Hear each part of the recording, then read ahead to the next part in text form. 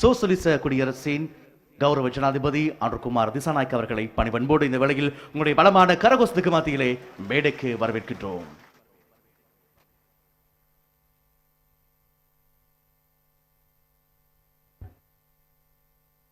ගෞරවනීය අපේ හාමුදුරන් වහන්සේලාගෙන් මගුලි උතුමන්ලගෙන් පුරුක්කල්තුමන්ලගෙන් ඒ වගේම පියතුමන්ලගෙන් අවසරයි.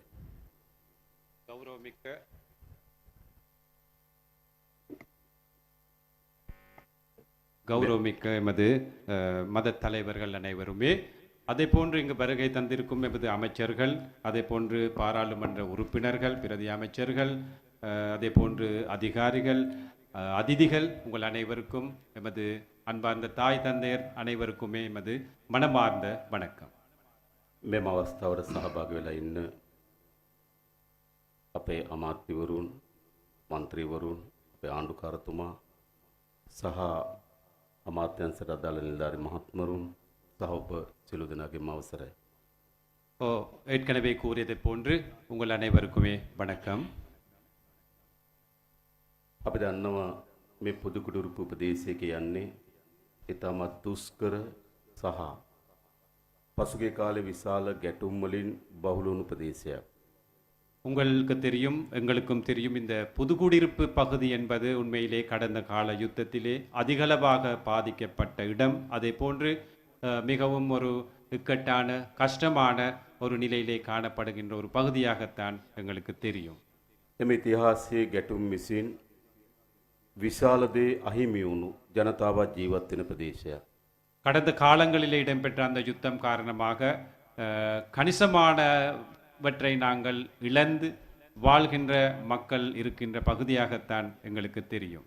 ඥාතීන් අහිමි වී තිබෙනවා, දුවදරුවන් අහිමි වී තිබෙනවා, නිවාස දේපල සියල්ල අහිමි වුණු ජනතාවක් මේ ප්‍රදේශ ජීවත් වෙනවා. தமது உறவுகளை இழந்து, அதே போன்று தமது பிள்ளைகளை இழந்து, தமது சொத்துக்களை இழந்து, காணிகளை இழந்து, அவ்வாறான பாரிய இழப்புகளை சந்தித்த மக்களை இங்கு வாழ்கின்றனர். මට මතකයි පහුගිය මැතිවරණයකදී මා මේ ස්ථානෙට, මේ ආසන්න ස්ථානෙට ඇවිල්ලා මේ ප්‍රදේශයේ ජනතාව මුණ ගැහුණා.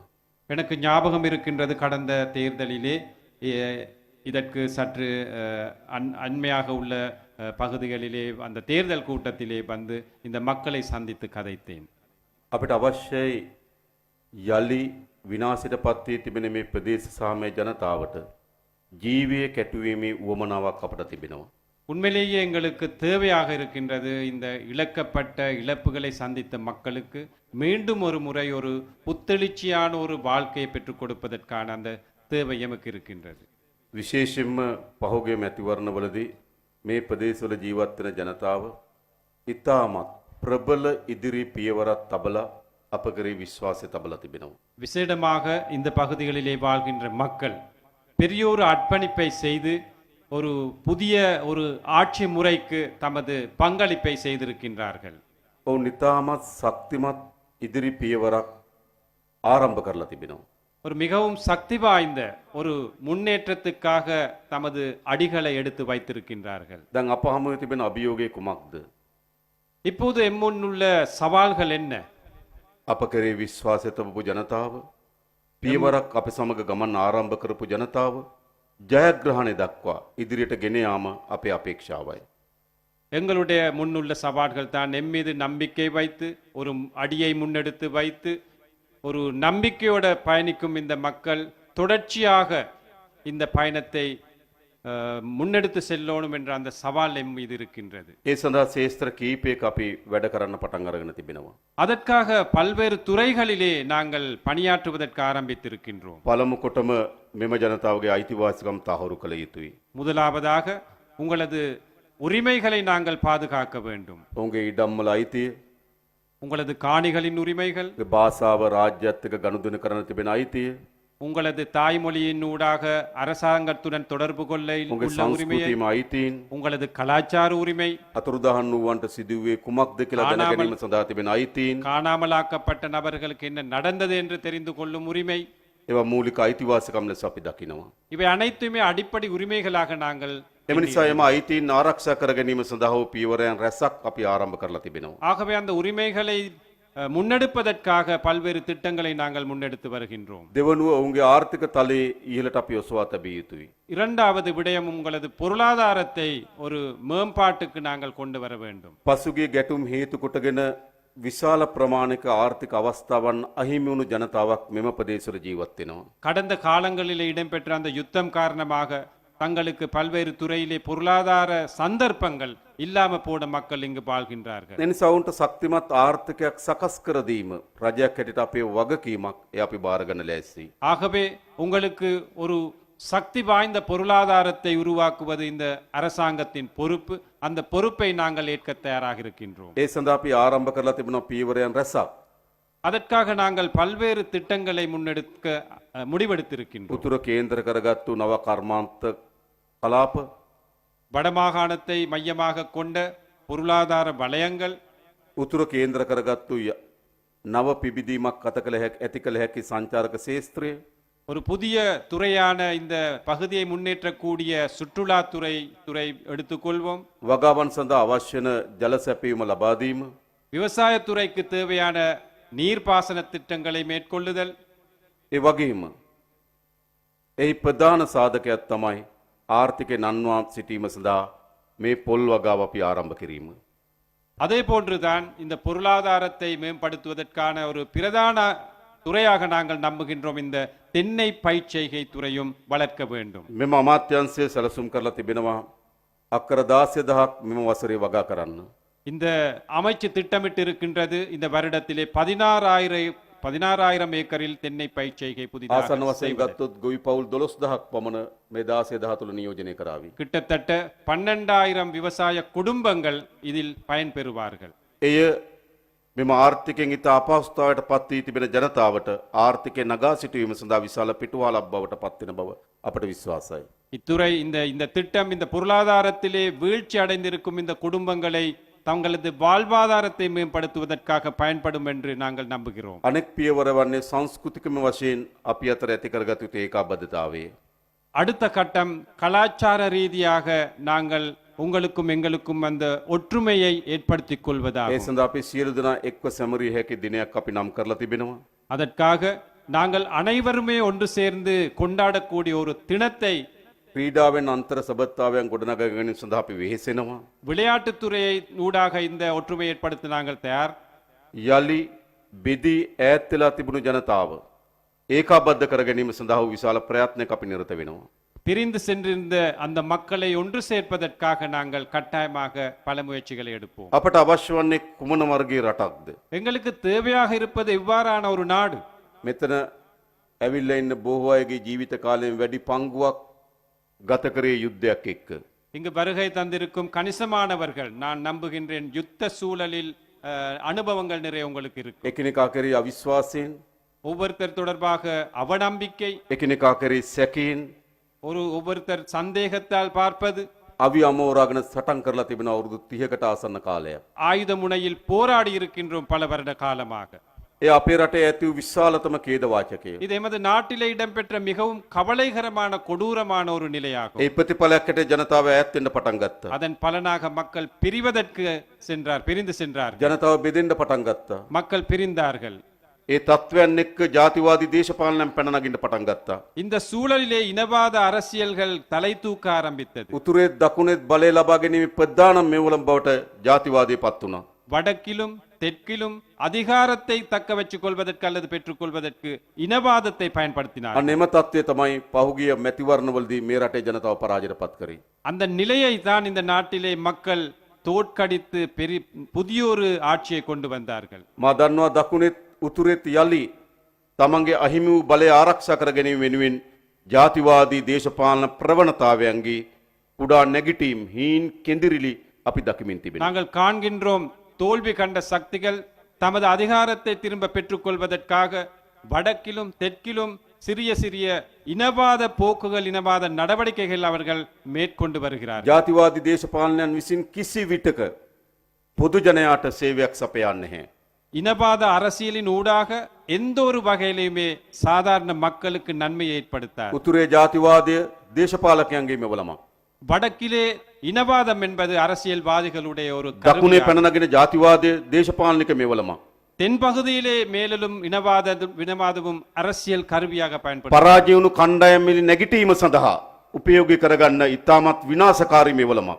தோல்வி கண்ட சக்திகள் திரும்ப எழுச்சி பெறுவதற்காக ஒரு கருவியாக இந்த இனவாதத்தை பயன்படுத்துகிறார்கள். එනිසා අපි ඔබට එකක් සහතික කරනවා. ஆகவே நாங்கள் ஒன்று உங்களுக்கு உறுதியாக கூறுகின்றோம்.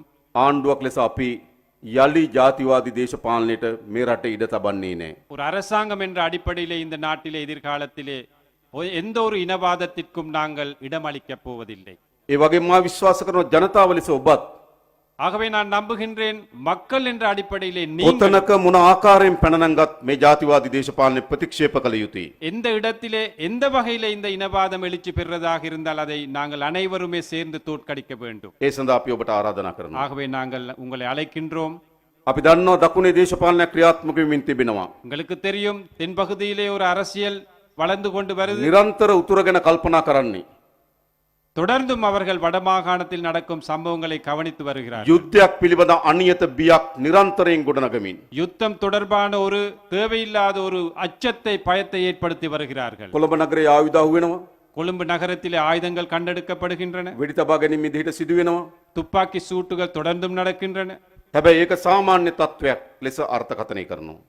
அவை சாதாரண ஒரு தன்மையாக சிலர் கூறுகிறார்கள். උතුරේ එහෙම එකක් සිදු වුවොත් வடக்கிலே அவ்வாறான சம்பவம் நடந்தால் ඒ යුද්ධයක පෙරනිමිත්තක් කියලා අර්ථකථනය කරන්න පටන් අරගෙන තිබෙනවා. அது யுத்தம் வருவதற்கு முன்னிலையிலே அல்லது முன் சந்தர்ப்பங்களாக அவர்கள் கருதுவார்கள். ඒ කියන්නේ කුමක්ද? அதாவது அது என்ன? දේශපාලනයක් තියෙන උතුර පිළිබඳ නිරන්තරයෙන් යුද බියක් අනියත බියක් නිර්මාණය කරන දේශපාලනයක් තිබෙනවා. வடமாகாணம் தொடர்பாக தேவையில்லாத ஒரு அச்சத்தை ஏற்படுத்தும் அரசியல் ஒன்று සියලු தென்பகுதியில் සැලසුම්, நடக்கின்றது. அனைத்து සියලු திட்டங்களும் සටන් පාට, அனைத்து கோஷங்களும் සියලු ක්‍රියාමාර්ග அனைத்து ඒ செயற்பாடுகளும் ඔක්කොම සකස් කරන්නේ යුද්ධයක් පිළිබඳ අනියත බියක් උතුරේ පෙන්නමින්. அவை அனைத்தையுமே திட்டமிடுவது வடமாகாணத்திலே யுத்தம் வரும் என்ற அச்சத்தை ஏற்படுத்துவதற்காக. අපේ ආණ්ඩුව எமது அரசாங்கம் හැම විටම කටයුතු කරන්නේ எந்த நேரம் செயல்படுவது යලි උතුරේ යුද්ධයක් ඇතිවෙන්නේ නැහැ. மீண்டும் ஒரு முறை யுத்தம் இடம்பெறாது என்ற அடிப்படையில் நாங்கள் செயல்படுவோம். කුමන උඩක් තිබෙනවා නම් යලි ජාතිවාදී ගැටුමක් ඇති වෙන්න ඒ ඉඩ ඇවිරීම පිළිබඳව තමයි අපි අපේ දේශපාලනය. எந்த ஒரு சந்தர்ப்பமாக இருந்தாலும் யுத்தம் வருவதற்கான அந்த சந்தர்ப்பத்தை நாங்கள் தடுப்பதற்காகத்தான் எங்களது அரசியலை நாங்கள் முன்னெடுத்து வருவோம். ඒක තමයි අපේ ආණ්ඩුවේ අරමුණ. அதுதான் எமது அரசாங்கத்தின் නැවත குறிக்கோள். අනියත බියක් නිර්මාණය කිරීම නෙවෙයි. மீண்டும் ஒரு முறை அச்சத்தை ஏற்படுவது அல்ல, සමගිය නිර්මාණය කිරීම. நல்லிணக்கத்தை சமாதானத்தை ඒ ஏற்படுத்துவது. අරමුණෙන් අපි වැඩ කරමින් அந்த තිබෙනවා. குறிக்கோளுடன் நாங்கள் செயல்பட்டு ඒ கொண்டிருக்கிறோம். සඳහා ගත හැකි அதற்காக எடுக்க வேண்டிய ඉතාමත් ආන්දෝලනයට තුඩු දිය හැකි மிகவும் கஷ்டமான நிலைகள் கூட තීරණාත්මක තීන්දුව ගන්න தீர்மானகரமான முடிவுகளை අපි කිසිසේත්ම බියවන්නේ නැහැ. எடுப்பதற்கு நாங்கள் ஒருபோதும் அச்சப்படுவதில்லை. පැරණි பழைய විනාශකාරී அழிவுமிக்க ජාතිවාදී ගෝසාවන්ට இனவாத கோஷங்களுக்கு අපි ගනු ලබන ප්‍රගතිශීලී ඉදිරිගාමී ක්‍රියාමාර්ග ආපසු වරවන්න ඉඩ දෙන්නේ නැහැ. நாங்கள் எடுக்கும் முற்போக்கான செயற்பாடுகளை ஒருபோதும் நாங்கள் பின்னோக்கி கொண்டு செல்ல மாட்டோம். තමන්ගේ දරුවා හමු දෙමව්පියන්ට தமது பிள்ளை இழந்த பெற்றோர்களுக்கு දරුවන්ට කුමක්ද සිදුවේ කියලා දැනගැනීමේ අයිතියක් තිබෙනවා. அந்த பிள்ளைகளுக்கு என்ன நடந்தது என்று தெரிஞ்சு கொள்ளும் அந்த உரிமை තමන් இருக்கின்றது. அவர்களுக்கு. පාරම්පරික වගා කරු බිම් පඩවල් தமது தாம் பாரம்பரியமாக விவசாயம் செய்த நிலங்களை තමන්ට වගාවට පදිංචිට යලි ලබා ගැනීමේ අයිතියක් තිබෙනවා. அதற்காக குடியேற வேண்டிய உரிமை இருக்கின்றது. ඒ අයිතිය තහවුරු කිරීම සඳහා තමයි මේ ආණ්ඩු කටයුතු කරන්නේ. அந்த அந்த உரிமையை பாதுகாத்து கொடுப்பதற்காகத்தான் இந்த ඒවා அரசாங்கம் செயல்படும். ඒවා විසින් அவற்றினூடாக පරාජිත කණ්ඩායම් යලි ජාතිවාදී ගෝසාවන් ගෙනෙන්න පුළුවන්. தோல்வி கண்ட சக்திகள் மீண்டும் இனவாத கோஷங்களை கொண்டு வர முடியும். හැබැයි එවැනි ඉදිරිගාමී පියවර அவ்வாறான முற்போக்கு நடவடிக்கைகளை ජාතිවාදී ගෝසාවන් හමුවේ අකුල ගන්නේ නැති බව මම ඔබට සාහිත කරනවා. இனவாத கோஷங்களுக்கு மத்தியில் நாங்கள் ஒருபோதும் சுருட்டிக் கொள்ள மாட்டோம் என்று நாங்கள் உறுதியாக கூறுகின்றோம். අපි අපේක්ෂා කරන්නේ කුමන රටක්ද? நாங்கள் எதிர்பார்ப்பது இவ்வாறான ஒரு நாடு. යුද්ධ කරගත්තු රටක් තිබුණා. யுத்தம் செய்த ஒரு நாடு இருக்கு. එන කොටාගත්තු ඉතිහාසයක් තිබුණා. முருகல் நிலை ஏற்படுத்திய நாடு இருக்கு. ගැටුම් වලින් පිරුණු ඉතිහාසයක් තිබුණා. சண்டை நிரம்பிய ஒரு வரலாறு இருக்கு. කඳුළු ලේ ගලා ගියපු ඉතිහාසයක් තිබුණා. கண்ணீர் ரத்தம் ஓடிய ஒரு வரலாறு இருக்கு. ඒ ඉතිහාසය වෙනුවට அந்த வரலாற்றுக்கு பதிலாக සහෝදරත්වය, சகோதரத்துவம், සමගිය அமைதி නිර්මාණය වෙන අනාගතයක් අපි නිර්මාණය කළ යුතුයි. நிர்மாணிக்கின்ற ஒரு எதிர்காலத்தை நாங்கள் அமைக்க வேண்டும். අන්න ඒ වෙනුවෙන් අපි වැඩ කටයුතු කරනවා. அதற்காக நாங்கள் செயல்படுகின்றோம். ඒක කිසිසේත් ආපසු හරවන්නේ නැති හැරවිය නොහැකි හැරවිය නොයිතු ක්‍රියාමාර්ග ලෙස අපි සලකනවා. இவை ஒருபோதும் நிறுத்தாத அல்லது திரும்பாத பின்னோக்கி செல்லாத நடவடிக்கைகளாக நாங்கள் இவற்றை ஏற்றுக்கொள்கின்றோம். ඒ නිසා මේ වෙලාවේ ජීවත් වෙන පාලනය හොබවන අපේ වගකීම කුමක්ද? ஆகவே இன்று வாழும் உங்களுடைய அதே போன்று ஆட்சியில் இருக்கும் எமது பொறுப்பு என்ன? යලි කුමන වර්ගයේ හෝ ගැටුමක් අපේ රටේ ඇතිවීම වැළැක්වීම. மீண்டும் எந்த ஒரு வகையிலையும் யுத்தமோ முருகல் நிலை ஏற்படுவதை தடுக்கும் ஒரு நடவடிக்கை. අපේ දරුවන්ට හොඳ සමගියෙන් සහෝදරත්වයෙන් බිහිවෙන රාජ්‍යයක් නිර්මාණය කිරීම. எமது பிள்ளைகளுக்கு வருங்கால சந்ததியினருக்கு அமைதியான நல்லிணக்கமான ஒரு நாட்டை நாங்கள் ஏற்படுத்தி கொடுக்க வேண்டும். මා දන්නවා මේ ප්‍රදේශවල ජනතාව විශාල ආර්ථික දුෂ්කරතාවලින් පෙළෙන බව. எனக்கு தெரியும் இந்த பகுதியிலே வாழ்கின்ற மக்கள் பாரிய பொருளாதார பிரச்சனைகளுடன் வாழ்கிறார்கள். ඉතාමත් හොඳ නිවසක් නොමැතිවීම. நல்ல ஒரு வீடு இல்லாமல் දරුවන්ට අධ්‍යාපනය ලබා දීම තිබෙන දුෂ්කරතාවයන්. பிள்ளைகளுக்கு கல்வி கற்றுக் පාරවල් கொடுப்பதற்காக මන්මාවත් கஷ்டம், ඇතුළේ යටිතල පාසුකම් වල තියෙන දුබලතාවයන්. பாதைகள் போன்ற அடிப்படை வசதிகளின்மை, ආහාර වේලක් ලබා ගැනීම සඳහා තිබෙන දුෂ්කරතාවයන්. ஒரு நேர உணவு பெற்றுக்கொள்ளவும் கஷ்டமாக இருப்பார்கள். ආදායම් මාර්ගයක් උපයා ගැනීම සඳහා තිබෙන වේදනාවන්. வறுமை, வருமான வழிகள் இல்லை. ඒ පිළිබඳ අපිට අවබෝධයක් තිබෙනවා. அது தொடர்பாக எங்களுக்கு හැබැයි நன்றாக අපිට தெரியும். අවශ්‍යයි ஆனால் எங்களுக்கு தேவை පියවරෙන් පියවර මේ ගැටලු වලට විසඳුම් සොයන්න. படிப்படியாக இவற்றுக்கு தீர்வு காண வேண்டும். අපි මීට පෙරත් අපි බලය ගන්න පෙර කියලා තිබෙනවා. අපි ඉන්ද්‍රජාලිකයන් නොවන බව. இதற்கு முன்பும் நாங்கள் பதவியெடுக்க முன்பும் கூறியிருக்கின்றோம், நாங்கள் மாயாஜாலக்காரர்கள் அல்ல.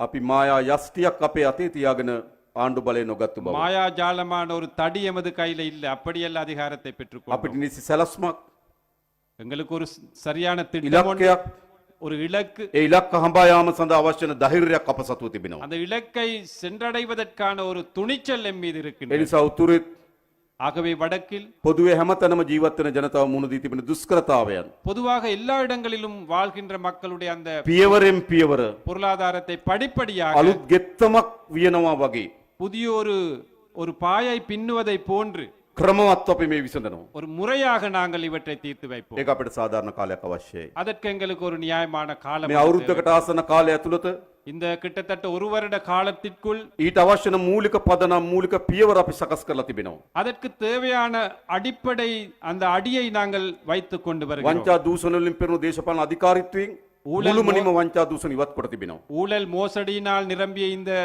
ஆட்சி முறையை முற்றாகவே அக்காரட்சமதாவிட்ட- ஊழல் மோசடியை இல்லாமல் ஆக்கின்றிருக்கிறோம். අකාර්යක්ෂමතාවයට செயல்திறனற்ற முறையை, සමහර වංචා දූෂණ පිළිබඳ චෝදනාවන් තිබෙන රාජ්‍ය යාන්ත්‍රණය சில ஊழல் மோசடிகள் குற்றச்சாட்டுகள் இருக்கின்ற அரச යලි நிர்வாகத்துறையை ප්‍රතිසංස්කරණය කිරීම සඳහා අපි වැඩ කටයුතු ආරම්භ කරලා තිබෙනවා. மீண்டும் புனரமைப்பதற்காக நாங்கள் செயல்பட்டு வருகிறோம். අපේ රටේ පොදු පුරවැසියන්ට எமது நாட்டிலே இருக்கின்ற சாதாரண மக்களுக்கு, අපේ රටේ නීතිය පිළිබඳව ඉතාමත් සැක සහිත අදහසක් තිබුණේ. எமது நாட்டின் சட்டத்துறை தொடர்பாக ஒரு சந்தேக பார்வை தான் අපි இருந்தது. නීතියට සියලු පුරවැසියන් යටත් බව ඔප්පු කරමින් තිබෙනවා, තහවුරු කරමින් තිබෙනවා. ஆகவே எமது சட்டத்திற்கு அனைத்து மக்களும் அடிபணிய வேண்டும் என்பதை நாங்கள் உறுதிப்படுத்திக் கொண்டு வருகின்றோம். නීති විධානය ආධිපත්‍ය තහවුරු කරන මේ රටේ. எமது சட்டத்துறையை நாங்கள் மிகவும் உறுதியான ஒரு துறையாக நாங்கள் கொண்டு ඒ வருகிறோம். වගේම භාණ්ඩාගාරයට එන ආදායම් අපි වැඩි කරගෙන තිබෙනවා. அதே போன்று எமக்கு கிடைக்கும் திரைசேரிக்கு வரும் வருமானத்தை රටට அதிகரித்திருக்கின்றோம். ගලාගෙන එන ඩොලර් ප්‍රමාණය අපි වැඩි කරගෙන තිබෙනවා. நாட்டிற்கு வரும் டாலர் என்ற எண்ணிக்கை அதிகரித்திருக்கின்றோம். 2028 වෙනකොට අපි යලි ණය ගෙවීම ආරම්භ කළ යුතු තිබෙනවා. 2028 ஆண்டு வரும்